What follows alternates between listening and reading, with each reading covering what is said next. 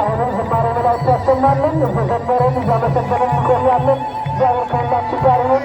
ስለት ደግሞ እንደዚህ እየተናገረ ከዛ በመቀጠል ደግሞ ወንጌል እየተማርን እንቆያለን። ስለት 1000 ብር አስገብተዋል። አመስግኑልን። አጸደ ማርያም ለቅዱስ ገብርኤል ስለት 10,000 ብር አስገብተዋል። እልል ብላችሁ አመስግኑልን። አሁንም ከሳውዲ ከውጭ ሀገር ማለት ነው 10,000 ብር ስለት ለቅዱስ ገብርኤል አስገብተዋል። አመስግኑልን። ስለት አሁንም 2,000 ብር አስገብተዋል። አመስግኑልን። እልል እያላችሁ አመስግኑን ይሆናል። አመስግኑ። ስለችን ነገር ምስጋና አቅርበን እግዚአብሔር ለ5 ዓመት 30 ኩንታል ተቃጥሎብኝ ነበረ።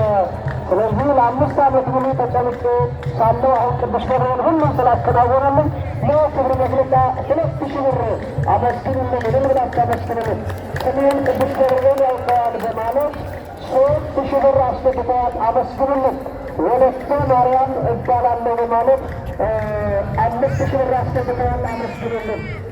አሁንም ባለቤቱ ማለቱ ነበረ ማለት ስለ አንድ ብላ አስገብተዋል። አመስግኑልን። እንግዲህ እንደምታወት መጠነ ሰፊ የስብከተ ወንጌል እና ለአብነት ትምህርት ቤት የሚያገለግል የካቴድራላችን ሰንበት ትምህርት ቤት ወጣቶች ከካቴድራሉ አስተዳደር ሰበካ ጉባኤ ጋር ከካህናቱ ጋር በመተባበር ማለት ነው እየተሰራ ላለ በመካከላችሁ እጣ 100 ብር እጣ ይዘራል። ይህንን እጣ እየቆረጣችሁ የበረከቱ ተሳታፊ እንድትሆኑ እናሳስባለን።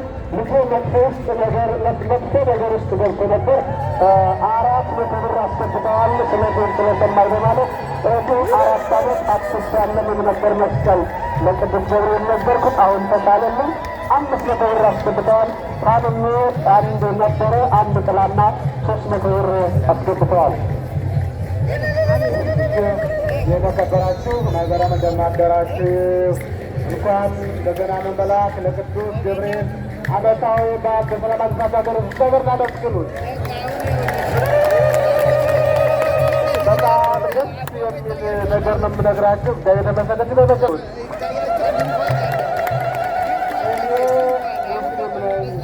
መሐመድ አህመድ እባላለሁ። እጅግ ከባድ ችግር ነበረብኝ። ለመልአኩ ለቅዱስ ገብርኤል ነገርኩት። መልአኩም ሳይውል ሳያድር ችግሬን ሁሉ ፈታልኝ። 700 ብር አስገብቻለሁ። አንድ ሕፃን ያመጣት እግዚአብሔርን አመስግኑ። ሰው ማነው ያልኳችሁ? ሰው ማነው? እንግዲህ መሐመድ ይባላል። ሙስሊም ነኝ በእምነት ነገር ግን ክርስቲያኖች በሚማጸኑ ክርስቲያኖች በሚያምኑበት የገናናው መልአክ እኔም አምኜ ችግሬን ሁሉ መጥቼ ነገርኩት። ችግሬን ሁሉ እያንዳንዷን ሳይውል ሳያድር ምናለም ተስታድጋ ያላበሱ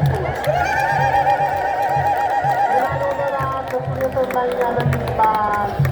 አሁን የዚህን ወንድማችን ዛሬ የሥጋ ችግሩን ገናናው መልአክ ፈትቶለት ይህንን የተናገረው ሁሉ ወንድማችን በነፍስ እንዲድን የሥላሴን ሲያገኝ የእምነት እምነቱን እግዚአብሔር አበስቦ ከእርሱ ጋር